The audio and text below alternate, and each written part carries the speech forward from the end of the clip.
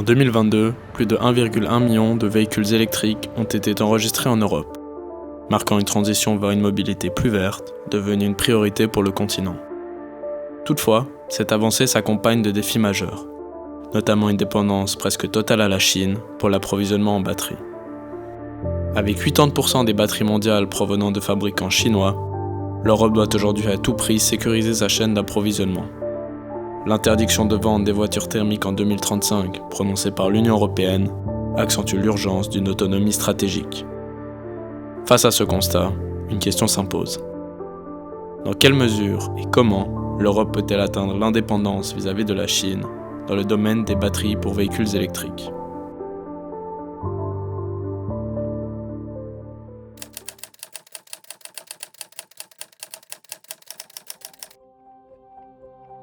Regardons le marché. En 2022, une voiture sur 5 vendue dans le monde est une voiture électrique.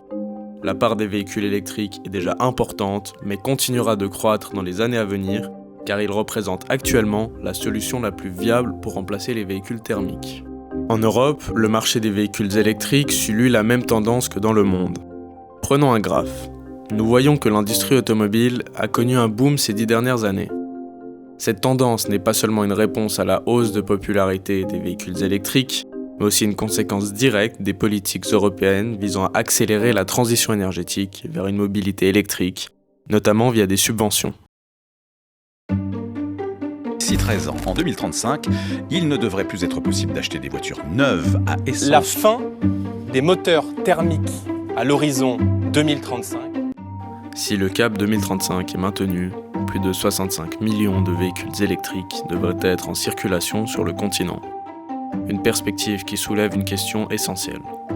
L'Europe parviendra-t-elle à satisfaire une telle demande en batteries de voitures électriques ? Actuellement, la Chine occupe la première place mondiale dans la production de batteries pour véhicules électriques, assurant 76% de la production globale. L'Europe, elle, suit loin derrière, avec 7% de la production mondiale. Mais comment expliquer ce retard ? Dans une batterie de voiture électrique, les principaux matériaux nécessaires à sa fabrication sont le lithium, le nickel, le cobalt, le manganèse ainsi que le graphite. Prenons une carte pour regarder les principaux pays producteurs de ces matières dites critiques.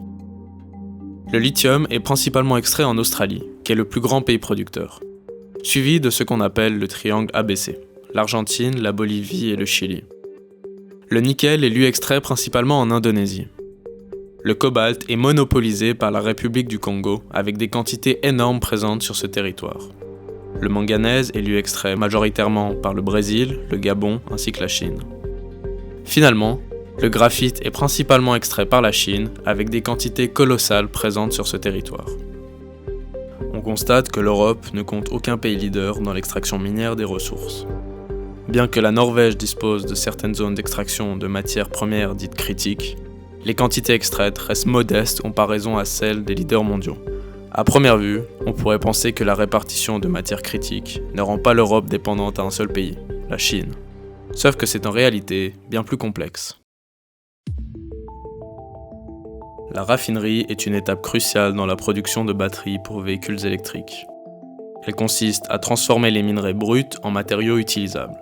Un processus complexe nécessitant des technologies avancées et des investissements importants.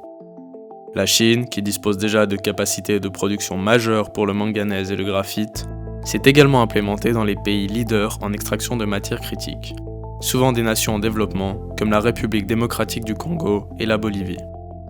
Ces pays, malgré leurs ressources abondantes, manquent de moyens financiers et de savoir-faire technique pour réaliser le raffinage. En 2022, la Chine, qui a extrait 58% des matières critiques mondiales, en a raffiné 89%.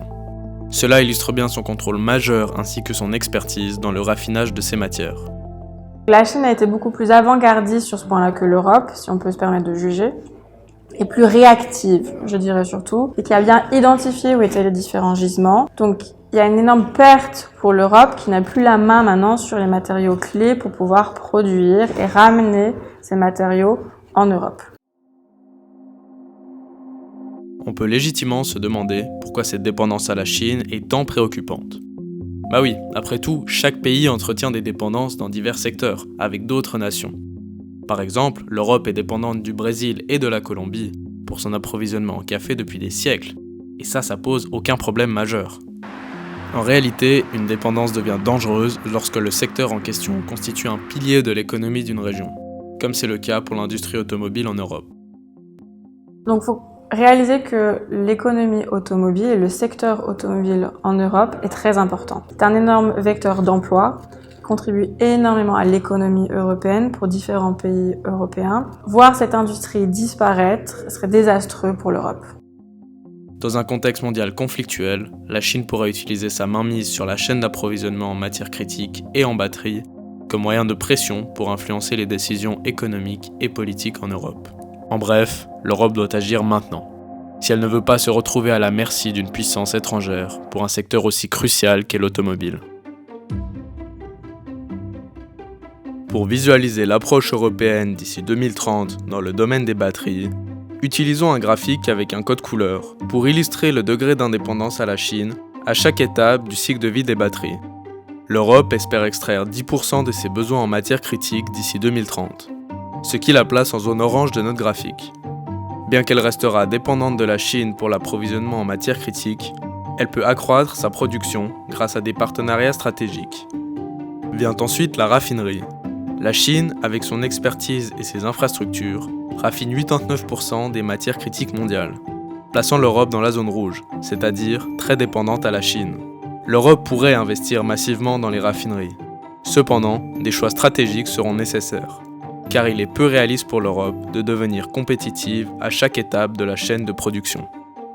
Aujourd'hui, l'Europe se concentre sur la fabrication des batteries, avec 40 gigafactories en projet. Des usines de grande capacité dédiées à la production de batteries. Un investissement d'environ 30 milliards d'euros. Si ces projets réussissent, l'Europe pourra couvrir sa propre demande d'ici 2030, la plaçant en zone verte de notre graphique. Et finalement, le recyclage des batteries. C'est une étape cruciale du cycle de vie des batteries de véhicules électriques, pour une mobilité plus écologique. Au fil des différentes étapes, le but est de récupérer ce qu'on appelle la black mass, donc cette poudre noire. Et après de cette poudre noire, de pouvoir extraire les éléments qui sont clés, comme par exemple les terres rares. À l'heure actuelle, en Europe, il y a un manque de savoir-faire sur comment traiter et séparer ce qu'il faut dans cette black mass. Et très souvent, cette black mass va donc repartir en Asie pour pouvoir séparer les différents éléments clés pour après être réenvoyés en Europe. Ce qu'il faut également comprendre est que les principaux centres de recyclage en Europe, à l'heure actuelle, sont asiatiques. Soit ont été financés par l'Asie, soit sont vraiment opérés par différentes entreprises asiatiques.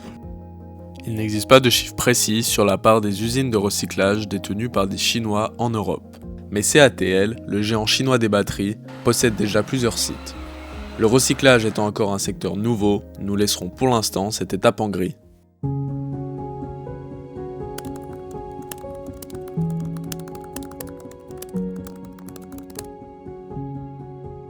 Le risque de délocalisation des gigafactories européennes vers les États-Unis menace près de 2/3 de la production prévue d'ici 2030. Les États-Unis attirent ces usines grâce à des subventions attractives, tandis que l'Europe n'offre pour le moment pas d'incitation comparable et les processus d'obtention de permis y sont longs et complexes. Pour contrer ce risque, l'Union européenne doit envoyer des signaux clairs aux investisseurs, en réassurant le maintien de l'horizon 2035. Un autre défi majeur auquel l'Europe doit faire face est la question du prix. Il est peu probable que l'Europe puisse rivaliser avec les prix chinois sur les batteries, qui représentent entre 30 à 40% du coût total d'un véhicule. Cela pose un risque réel. Les consommateurs pourraient se tourner vers des véhicules électriques chinois, moins chers, ce qui menacerait l'industrie automobile européenne. Pour contrer cette menace, l'Europe a augmenté les tarifs douaniers sur les véhicules électriques importés de Chine, passant de 10 à 34% en juin 2024. Cette mesure vise à réduire l'écart de prix entre les véhicules locaux et les importations chinoises. En revanche, l'Europe ne pourra pas continuellement augmenter ses tarifs douaniers. Il y a là un risque que la Chine réagisse en imposant, elle aussi, des contraintes comme des restrictions sur les matières premières. Le recyclage représente une opportunité clé que l'Europe ne doit pas laisser passer. En investissant massivement dans la recherche et le développement, l'Europe doit se doter du savoir-faire pour séparer les matières critiques de la black mass elle-même. Cependant, l'Europe doit avant tout produire suffisamment de batteries sur son propre sol afin de maîtriser le savoir-faire de la fabrication, jusque-là gardé par les Asiatiques. Les différents constructeurs automobiles et équipementiers automobiles mettent un point d'honneur de garder le secret de la fabrication. Ce qui est donc compliqué pour ceux qui vont devoir les recycler parce qu'ils ne savent pas forcément ce qu'il va y avoir dans la batterie et comment celle-ci a été montée. Et si on ne sait pas comment elle a été montée, c'est dur de pouvoir la démonter et la séparer. Avec un recyclage efficace, les matériaux recyclés seraient réintroduits dans la fabrication, qui sera a priori dans le vert d'ici 2030. Si l'Europe investit suffisamment pour devenir un leader en matière de recyclage, elle pourrait alors plus ou moins bypasser les 2 premières étapes du cycle de vie dont elle dépend aujourd'hui fortement de la Chine. Ainsi, le recyclage représente un enjeu central pour l'avenir de l'industrie automobile en Europe. Sans une filière de recyclage solide, le secteur des véhicules électriques restera vulnérable face à la Chine, en raison de la forte dépendance sur le raffinage des matières critiques. Donc que faut-il en conclure ? Dans quelle mesure et comment l'Europe peut-elle réduire sa dépendance à la Chine dans le domaine des batteries de véhicules électriques ? En raison des disparités dans la répartition des matières critiques et de l'avancée technologique importante de la Chine dans le raffinage, l'Europe ne pourra pas rivaliser sur les 2 premières étapes du cycle de vie d'une batterie. Cependant, l'Europe peut réduire significativement sa dépendance en se concentrant sur les étapes de fabrication et de recyclage des batteries avec une économie dite circulaire. Dans cette quête d'indépendance, l'Europe doit également accélérer l'octroi de permis pour les nouvelles usines et également offrir des subventions attractives afin de lutter contre la délocalisation de ces usines. Mais reste encore la question de la pérennité de la mobilité électrique. Si l'Europe doit impérativement renforcer son industrie des batteries pour véhicules électriques, essentielle à son économie, elle ne peut ignorer les alternatives émergentes comme la mobilité à hydrogène. Il est crucial qu'elle anticipe ces évolutions et investisse à temps dans le développement de ces technologies afin d'être compétitive dans les futurs moyens de transport durable. Avec l'électrique, l'Europe s'expose à une situation critique. L'échéance à 2035 semble se confirmer et développer une industrie du recyclage performante en 10 ans est un défi de taille.